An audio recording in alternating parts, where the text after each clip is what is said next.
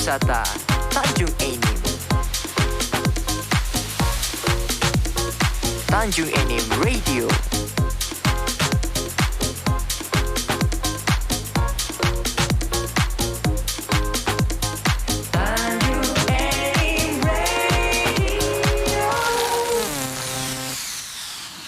Baik, para kanca masih dari kawasan Gedung Serbaguna Bukit Asam di Gedung Serbaguna PTBA yang baru, Tanjung Enim ya, Tanjung Enim Kota Tujuan Wisata. Kami hadir ke ruang dengar Anda di acaranya Ngobras. Masih bersama Bung Iswadi Sikharlaki, Sarjana Hukum. Kita akan menggali dari beliau tentang bakat indera keenam yang dimilikinya.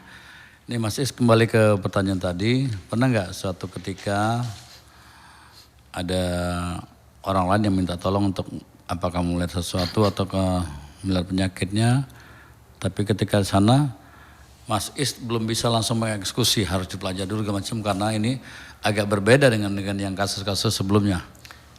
Itu pernah ada pengalaman seperti itu, pernah. Jadi satu tempat gitu ya,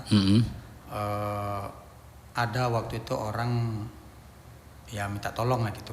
Pas kita ke sana, saya sama teman waktu itu ke sana, wah ini harus, makanya saya nginep akhirnya. Iya. Saya nginep karena harus kita kita adaptasi dulu. Adaptasi dulu ya. Nah, selain itu juga saya lakukan mediasi waktu itu. Mediasi, saya ritual sendiri waktu itu kan. Saya ritual sendiri, kalau bahasa lainnya itu jalan keluarnya. Selain saya bermunajat, saya dengan cara saya sendiri, saya ritual sendiri, akhirnya ketemu jalan begini. Dan alhamdulillah sukses gitu. Iya. Jadi artinya pernah menemui seperti itu ya? Pernah. Nah terus sudah berapa lama di Tanjung Enim, Bung Iswadi? Kalau saya di Tanjung Enim ini pertama kali saya menginjakkan kaki dulu di akhir tahun 2001. 2001 ya? Iya. Terus menerus sampai sekarang di Tanjung Enim? Sampai sekarang, cuman tidak tentu juga saya mudik ke kampung halaman kalau ada yang perlu diurus atau apa gitu. Iya. Kayak beberapa waktu yang lalu orang tua meninggal, terus Ayu atau kakak adik saya juga meninggal, saya harus mudik. Terakhir pulang ke Lombok kapan? Sebelum puasa, 6 bulan saya kemarin. Pas hari pertama puasa saya balik lagi ke Tanjung Enim. Tanjung Enim ya. Nah, rata-rata bantuan seperti apa sih yang banyak orang minta tolong itu? Apakah melihat ke tempat tinggalnya, ataukah penyakit yang dialaminya, atau mungkin ada kepentingan-kepentingan lain yang pernah dialami oleh Mas Is? Macam-macam, Mas. Satu itu kebanyakan itu yang berkaitan dengan penyakit. Penyakit ya? Penyakit, katanya dia sudah berobat. Bahkan saya sering tunjukkan baskom berisi sisa-sisa obat gitu. Dari rumah sakit tertentu gitu ya. Yeah. Sampai ke Jakarta, ibu kota sana katanya. Nah, jadi alhamdulillah, nah itu. Terus ada juga yang berkaitan dengan tempat tinggalnya. Memang satu tempat tinggal, kalau begitu kita buka pintu masuk, auranya lain itu sudah biasanya itu ya. Ada. Terus sementara kalau orang awam tidak bisa menilai itu ya? Ya tidak bisa. Jadi kita coba deteksi, kita coba cek, ternyata ada di sudut-sudut tertentu di rumah itu yang ya didiami oleh itu. Yeah. Karena begini, sebelum bangun rumah itu mereka itu sudah duluan di sana. Gitu. Diami tempat itu gitu. Nah itu. Ada juga orang minta tolong, ini kaitan politik gitu. Yeah. Ini kaitan politik. Ya minta tolong. Kalau saya sih supaya tidak terkesan sok bagaimana gitu, saya pakai istilah atau pakai bahasa ngirimkan doa, ngirimkan doa. Iya, bantu doa lah dalam tanda petik gitu ya. Iya. Ada pengalaman juga bantu orang kayak gitu ya. Nah, menarik sekali yang masih sampaikan tentang kita masuk ke satu rumah, ketika mungkin rumah baru dibangun ya, itu sudah ada penunggunya. Artinya para penunggu lah kita sebut itu sudah di sana. Itu yang punya rumah itu ada nggak pernah meminta untuk dipindahkan atau tetap di sini dengan catatan tidak mengganggu seperti itu? Itu dua-duanya ada. Ada yang pernah saya lakukan terpaksa dipindahkan dengan cara kita komunikasikan dengan mereka dalam tanda petik tadi. Ada juga Cukup menerima ya? Iya, ada juga dia tidak mau dipindahkan, tapi kalau kayak kita lah bahasanya gitu ya, kita kayak komunikasi sama kita lah gitu. Udahlah, nggak usah kita saling ganggu. Silakan kamu tinggal di sini, nggak usah saling ganggu. Gitulah komunikasi kita gitu. Ada juga pernah kayak gitu, tapi kebanyakan dipindahkan gitu. Nah, pernah nggak menemui kasus mau memindahkan tapi yang bersangkutan tidak mau dipindahkan? Pernah itu. Jadi tindakan apa yang dilakukan? Pernah satu ketika waktu itu satu tempat memang parah lah gitu ya, di situ itu memang secara banyak lembut.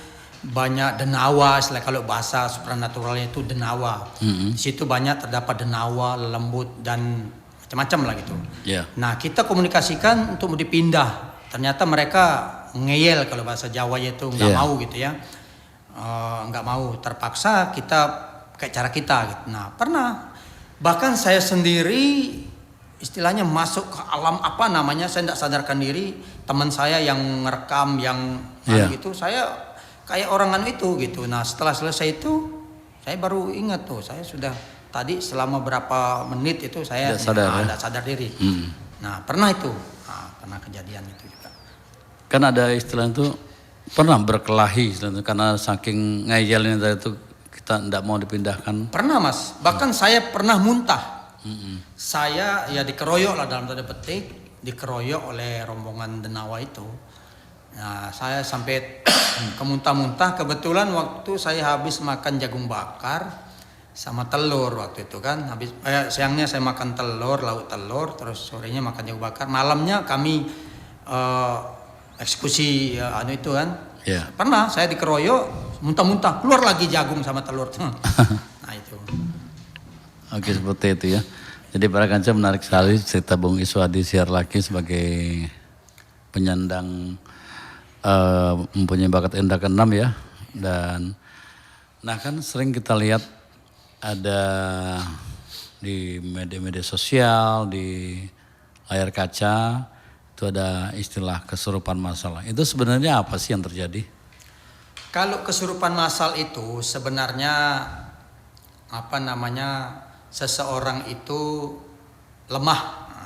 Secara fisiknya lemah. Jadi lemah, terus kebanyakan orang yang terkena kesurupan, yang benar-benar kesurupan, itu pikiran kosong. Pikiran kosong, terus secara fisik dia lemah fisiknya. Itu gampang sekali itu. Makanya pada kesempatan ini bagi bapak-bapak, ibu-ibu, saudara-saudara, para kance jangan sampai pikiran kosong, apalagi sedang berada di tempat yang kira-kira sunyi atau senyap. Jangan pikiran kosong. Bila perlu kalau pas lagi megang HP cari yang hibur-hiburan gitu atau sama kawan kan. Baca ayat pendek lah yang pasti ya.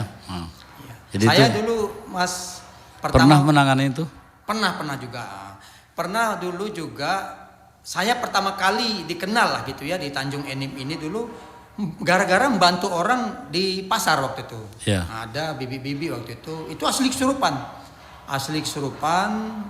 Nggak usah saya sebut orang dari mana gitu ya. Pokoknya bibi-bibi ya itu waktu itu kesurupan. Saya lihat ibu-ibu ya. Iya, ibu-ibu. Saya lihat, aduh ini asli kesurupan. Bayangkan ibu-ibu sudah lumayan umurnya juga. Ibu itu 4 itu laki-laki, yang megang itu buruh loh. Bagaimana tenaga buruh kan? Yang masih kepental itu. Saya lihat ini kesurupan. Nah, di situ saya izin sama beliau-beliau bapak-bapak itu. Bisa saya bantuan Pak? Tapi dengan cara saya, silakan. Dek, saya coba.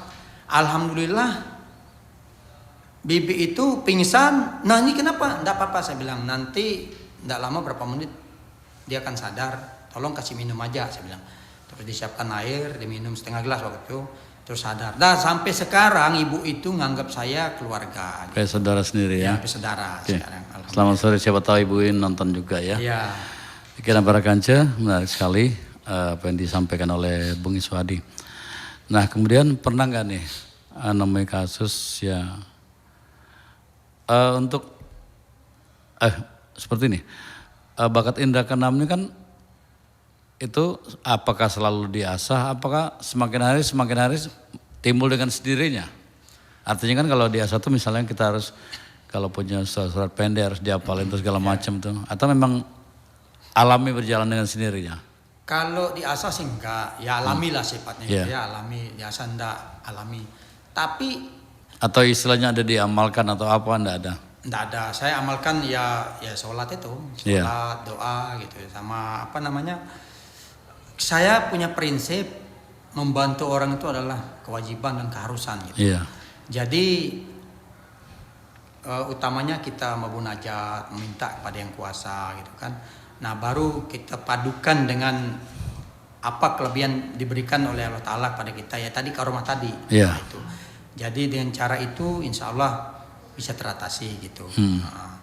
Apa namanya, kebetulan saya juga di Tanjung Enim ini mempunyai komunitas ya, satu komunitas namanya, kami beri nama grupnya itu tim penjinak hantu. Jadi supaya orang dengar kata itu, wih, kalau di seberang sana kan tim apa namanya? Ada istilah dulu tuh uka-uka. Ada uka-uka, ada tim pemburu hantu. Kalau kami ini tim penjinak hantu. Jadi dosa berburu langsung dijinakkan. Ya ada kaitannya, ada satu tempat, nah rumah misalnya ya, penunggunya yang jahil lah, dalam tanda petik jahil. Nah kita datang, kadang-kadang kalau teman-teman tim itu sedang, kan kebanyakan kerja teman saya ini, lagi repot, mereka sedang kerja, ada yang masuk malam, ada yang masuk siang, pagi. Saya kadang sendirian. Dan mungkin karena orang sama saya juga apa namanya enggak kenal waktu.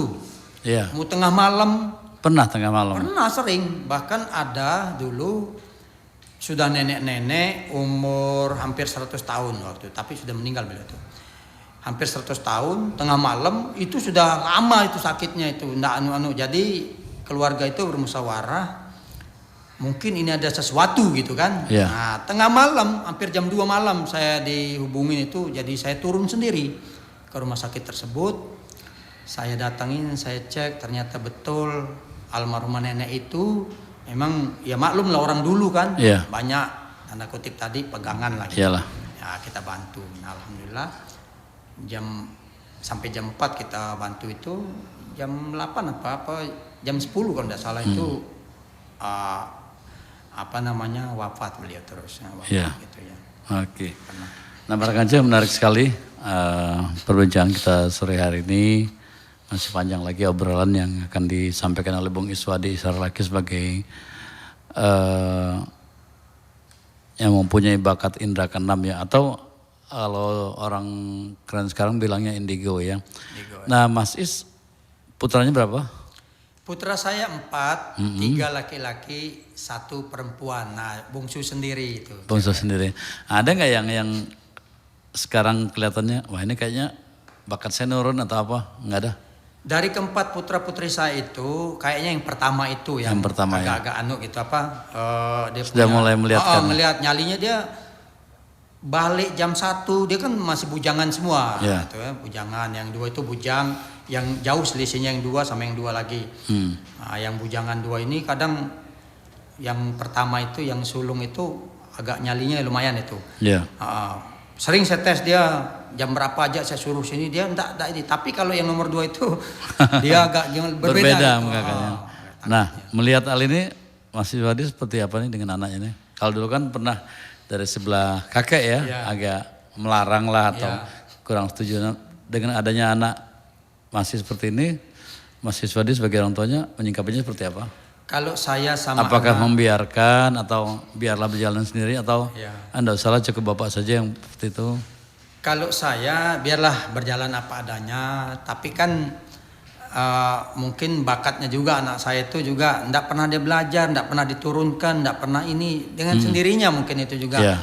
Jadi saya enggak pernah melarang, cuman yang saya tekankan sama anak saya itu supaya jangan lupa ibadah, itu kedua hormat sama orang tua, baik orang tua kandung, keluarga maupun orang tua pada umumnya gitu kan. Terus sopan santun harus dikedepankan, saya bilang. Ramah sama orang, nah itu. Karena apa? Itu prinsip saya. Saya Mas sampai sekarang, saya ini kan pendatang ya. Iya. Saya sebatang kara sebenarnya di Tanjung Enim, kota Tanjung Enim, kota wisata, kota Batubara ini. Iya. Tapi justru saya yang paling banyak keluarga. Iya, iya. Alhamdulillah, banyak orang anggap saya anak kandung, banyak nganggap saya adik kandung, saudara angkat, maaf. Iya. Banyak yang nganggap saya saudara angkat, Anak anak angkat, angkat, adik angkat. Nah, saya alhamdulillah. Jadi ada juga berapa keluarga, saya paling banyak ibu angkat. Ya, saya ke daerah ini. Ada ya. Kadang kalau saya lewat sana terus tidak mampir, Malah ditanyain ya. malah dia nelpon. Misalnya anak dari ibu itu ngeliat saya, tidak mampir itu. Saya Dia buru-buru. cerita ke orang tuanya Dia cerita, ya. tadi masih lewat sini. Nelpon langsung marah-marah. Kayak gitu ya, sering itu saya ditegur. Iya, ya Pernah mudah-mudahan juga, hubungan baik ini dengan para orang tua kan tetap dijaga ya. Nah itu. Karena ada istilah keluarga sendiri belum sebaik orang lain ya, tapi ternyata orang lain lebih baik dari keluarga sendiri ya. Oke, seperti itu. Ya. Jadi artinya kesimpulannya dengan anak Mas Is yang menurun lah katakan ya. Ya. Itu biarkanlah berjalan sendirinya. Ya. Biarkan apa adanya, tidak ya. perlu dilarang ya. Ya. Kebetulan namanya juga agak nyambung-nyambung kayak nama-nama anu dia itu. Itu dulu idenya ngasih nama itu dulu. Nenek, kakek. Enggak, dari saya. Saya iya. hobi nonton film, ada serial Angling Dharma dulu. Iya. Ada salah satu tokoh di serial Angling Dharma itu di televisi. Siapa itu? Jagatnya. Oh ya Jagat. Jagat ya. Satria namanya Jagat kan. Satria. Tapi saya enggak ngambil satrianya. Jadi Jagat. saya kasih nama anak sulung saya Jagat Nustra Saksena gitu. Nustra itu Nusa Tenggara, Sumatera. Ya, jadi bapaknya dari Nusa Tenggara. Dipadukan. Ya. Jadi bapaknya dari Nusa Tenggara, ibunya dari Sumatera. Iya. Jadi Jagat Nustra Saksena. Makanya dulu waktu dia masih sekolah, termasuk teman-temannya, guru-gurunya, aneh nama kamu, unik nama kamu ini. Iya, mungkin sepanjang teman-temannya melihat mendengar baru ini ada nama seperti itu Iya, kan. aneh. Nah, setelah dijelaskan baru tahu ya. Itulah ceritanya anak saya gitu. Kalau kata orang pintar tuh apalah arti sebuah nama ya. Iya. Oke para kance, itu masih panjang ngobrolan kita di kesempatan kali ini. Terus gimana nih perasaan Mas Is ketika berupaya untuk orang minta tolong tapi kayaknya sudah berpikir, waduh nih kayaknya berat nih. Tapi jangan dilanjutkan dulu, nanti kita sambung lagi. Para kance tetap di Ngobrol Tanjung Enim Radio.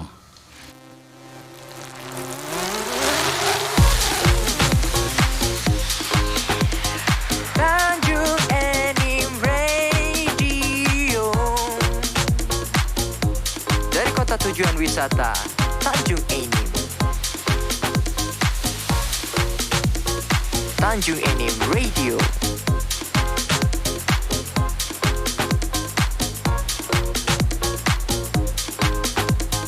Tanjung Enim Radio.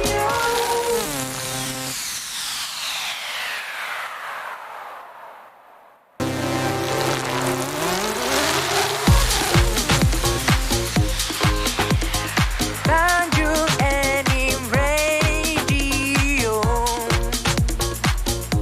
Dari kota tujuan wisata Tanjung Enim. Tanjung Enim Radio.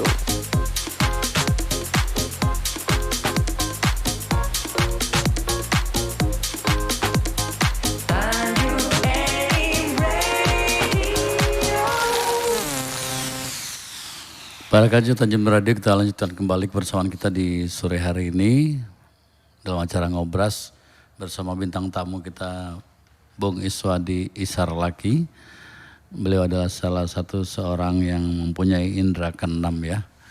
Mas Is, kembali ke pertanyaan tadi, pernah nggak nih suatu ketika Anda dipanggil, dimintai tolong dengan seseorang atau dengan satu komunitas untuk melihat sesuatu, tapi begitu sampai sana perasaan itu down. Waduh ini berat sekali nih. Pada saat kapan itu kalau memang ada? Pernah juga itu. Pernah. Itu dulu di suatu kota ya, di suatu kota lumayan jauh dari kota sini ya, Tanjung Enim. Jadi itu kesurupan massal lah gitu ya. Kesurupan massal 11 orang. Anak-anak dewasa atau orang tua? Siswa itu, Siswa ya? siswa sekolah. Siswa satu sekolah, 11 orang.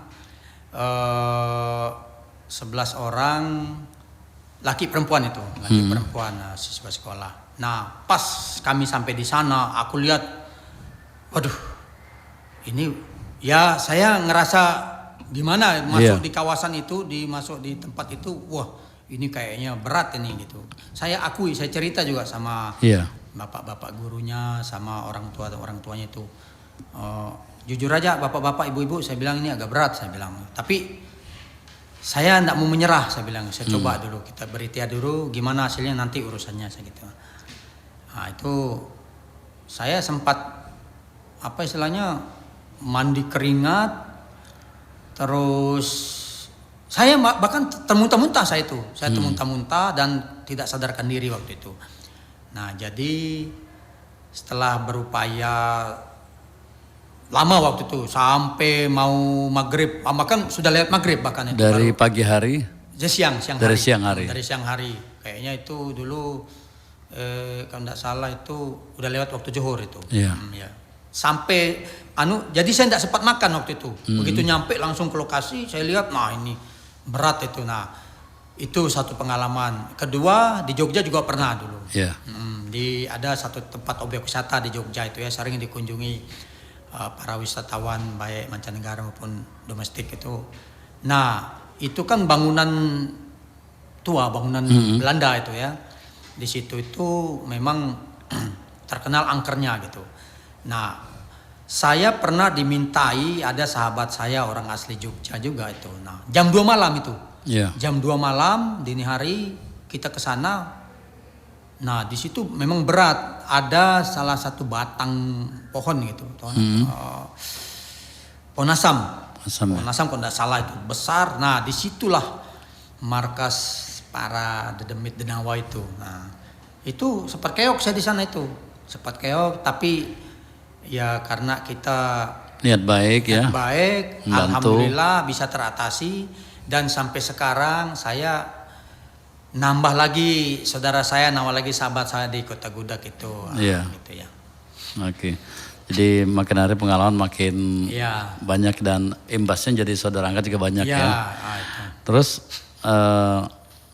bagaimana perasaannya ketika membantu separah apapun orang minta tolong ya, atau berhasil itu? Apa nih perasaannya?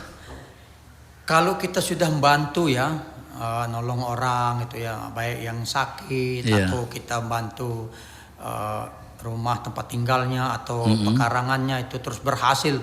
Aduh gimana ya? Leganya minta ampun. Walaupun capek ya. Walaupun capek, walaupun gimana. Berkeringat segala macam ya. Walaupun dari pagi sampai malam. Lapar enggak terasa lapar. Iya. Lapar enggak terasa lapar, terus rasa puas, rasa lega, rasa gimana ya berhasil membantu orang, nolong orang. Mungkin kalau dibandingkan ibu-ibu yang melahirkan dus berojol gitu anaknya lega deh kan. Nah, lebih kurang kayak gitu mungkin. Nah, iya seperti itulah kayaknya. Rasanya gitu. Jadi artinya seberat apapun tantangan yang sudah dihadapin, kemudian waktunya dari pagi sampai malam mungkin sampai pagi lagi, yang namanya lapar tidak dirasakan lagi ya. Dirasakan lagi. Yang terasa adalah bahagia bisa membantu orang lain. Senang lega ya. Nah berkata itulah ketika kita membantu orang lain dengan niat yang tulus, niat yang baik tanpa harapan lain, ternyata membuat kita lega ya. Dan ini kita misalnya masih memasuki suatu tempat ya. Kalau sepengalaman yang Mas Iswadi pernah rasakan ini, radius berapa meter sih sudah kelihatan auranya tuh, sudah terasakan auranya bahwa ini tempatnya ada penunggu dan sebagainya. Kalau atau mereka berbeda-beda itu. Ya. Tergantung lokasinya. Lokasi ya. Tergantung tempatnya Mas. Kadang ada misalnya satu ruangan ya. Saya juga pernah bantu dulu satu tempat kantor termasuk kantor besar lah gitu ya. Dalam ruangan itu memang banyak penunggunya di situ dan jahil dalam tanda petik jahil. Nah jadi kalau radiusnya itu tidak tentu gitu tergantung lokasinya. Kadang ada begitu masuk pintu sudah ada. Itu sudah ada. Ada masih jauh itu sudah terasa. Sudah terasa ya. Contoh dulu waktu Nah tadi Anda bilang jahil-jahil itu yang seperti apa sih? Bisa dicontohkan biar para kanci tahu ya. Ya, yang maksud saya tanda petik jahil itu kan begini. Kadang ada juga orang-orang masyarakat katakanlah dalam tanda petik awam gitu dalam soal mistis gitu ya. Jadi sebenarnya rombongan itu mereka itu tidak mengganggu gitu Tidak mengganggu ya. Tidak mengganggu. Tapi karena orang ini kan awam dengan dunia mistis, awam dengan dunia supranatural dan sebagainya itu. Jadi merasa risih, terganggu. Nah, makanya ada istilah jahil tadi. Jahil gitu. ya. Sebenarnya enggak, dia cuma menunjukkan keberadaan dirinya. Pengen melihatkan bahwa aku nih ada seperti itu. Kalau bahasa gaulnya, coy, aku ada loh di sini. Iya, bahkan kami duluan di sini dari kamu, kayak lebih kurang kayak gitulah.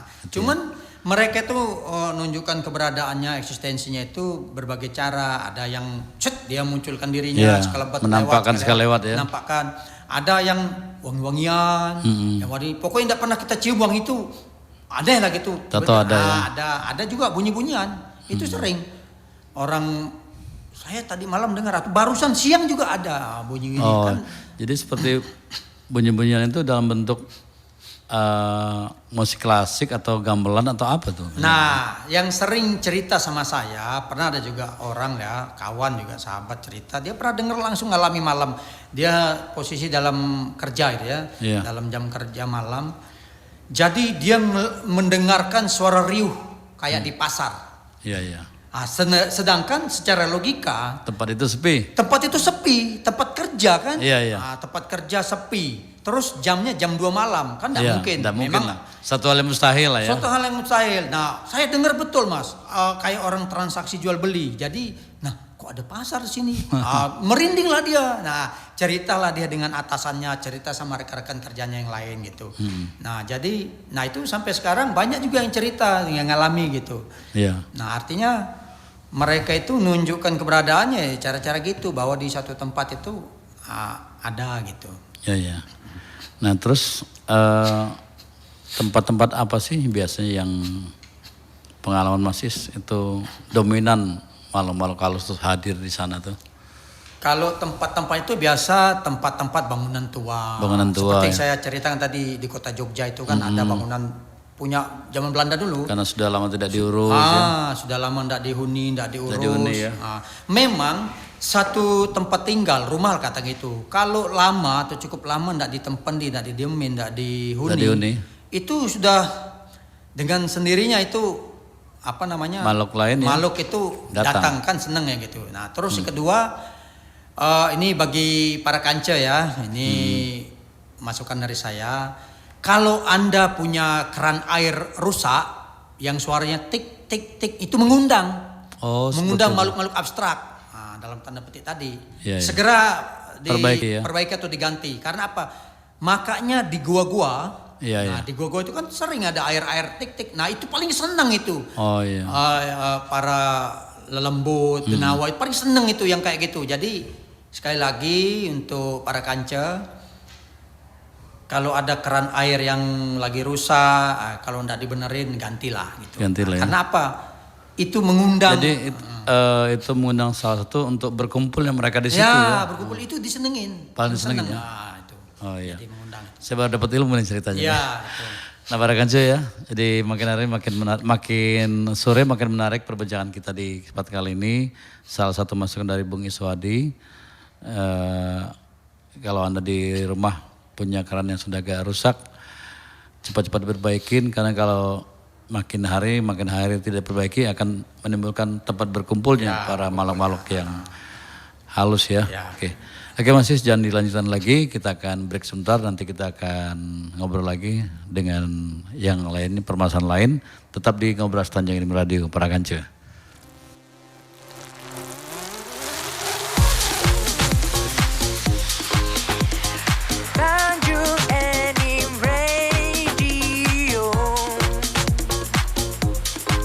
Tujuan wisata Tanjung Enim. Tanjung Enim Radio.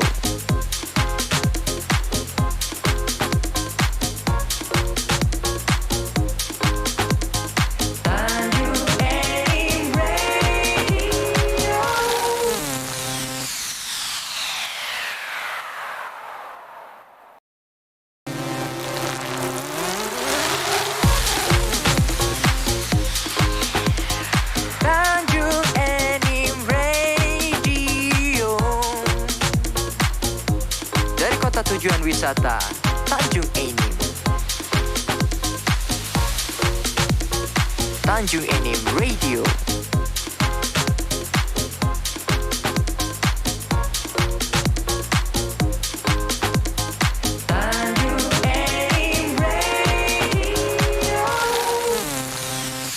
Para kanca Tanjung Enim Radio, tanpa terasa kita sudah berada di penghujung acara atau di injury time ya.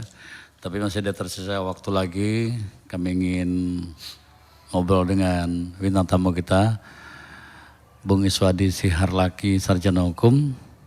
Beliau mempunyai bakat tentang indera keenam. Dan Bung Iswadi, mungkin bisa disampaikan sebagai pesan atau apalah untuk para kanca Tanjung Enim Radio berkaitan dengan yang kita obrolkan tadi tentang indera keenam dan berbagai tempat-tempat bahwa kita sebagai makhluk hidup, mereka pun juga sebagai makhluk hidup, hanya tempatnya berbeda, wilayahnya berbeda ya. Mungkin untuk para kanca bisa sampaikan agar mereka lebih berhati-hati lagi, lebih waspada lagi dan lebih, kalau boleh saya sampaikan, tidak sembarangan lah melakukan sesuatu atau menyampaikan sesuatu. Ya, baik, terima kasih Mas. Jadi para kanca yang setia, para kanca yang berbahagia pada sore hari ini. Jadi perlu juga pada kesempatan ini saya khususnya pribadi menyampaikan kalau ada para kanca atau bapak-bapak, ibu-ibu, saudara-saudara yang kebetulan punya tempat tinggal baru atau pekarangan baru, ya harus ingat gitu, ingat atau mau ke suatu tempat, tempat mengunjungi entah rumah kerabat atau suatu tempat wisata misalnya yang belum pernah kita datangi atau kunjungi. Nah, jadi jangan lupa kalau kita orang Muslim, assalamualaikum lah paling nggak. Assalamualaikum, nah jaga sopan santunnya di sana. Terus kalau yang non Muslim mungkin ada bahasa lain ya. Apa bahasanya atau kayak orang Bali, orang Hindu ya khususnya Om Swastiastu lah di situ kan. Atau ya permisi istilahnya. Kita saja sesama manusia kalau kita tidak sopan di satu tempat orang, tentu pemilik tempat, pemilik rumah itu akan tersinggung.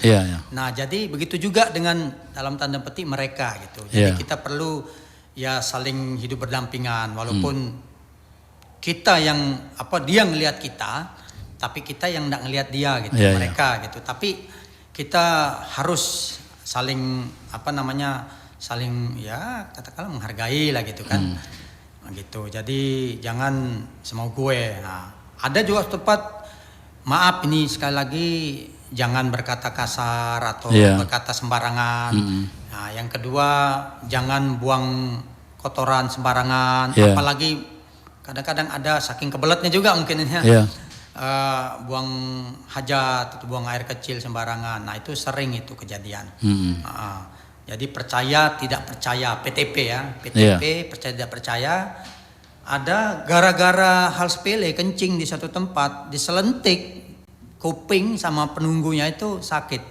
Nah, akhirnya dibawa berobat ke dokter, ke rumah sakit misalnya, secara diagnosa tidak ada penyakit, tapi sakit gitu. Nah itu. Nah para kanca, menarik sekali perbincangan kita di sore hari ini bersama bintang tamu kita Bung Iswadi Siharlaki yang mengambil tema bakat indera keenam yang dipunyai beliau ya untuk kesempatan kali ini di hari Kamis 29 September 2022. Terima kasih untuk Anda yang sudah di live di Facebook kami dan juga terima kasih untuk Anda yang sudah dengarkan dari tadi di www.tanjunginimradio.id. Akhirnya atas nama kerabat kerja yang bertugas, saya di Smes, Trias Hasmandi dan juga Intan Pasar Ibu dan DJ Anggi mengucapkan terima kasih. Sampai jumpa dan wassalamualaikum warahmatullahi wabarakatuh. Waalaikumsalam warahmatullahi wabarakatuh.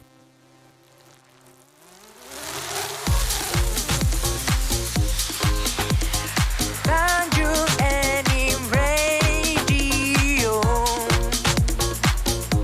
Dari kota tujuan wisata Tanjung Enim. Tanjung Enim Radio.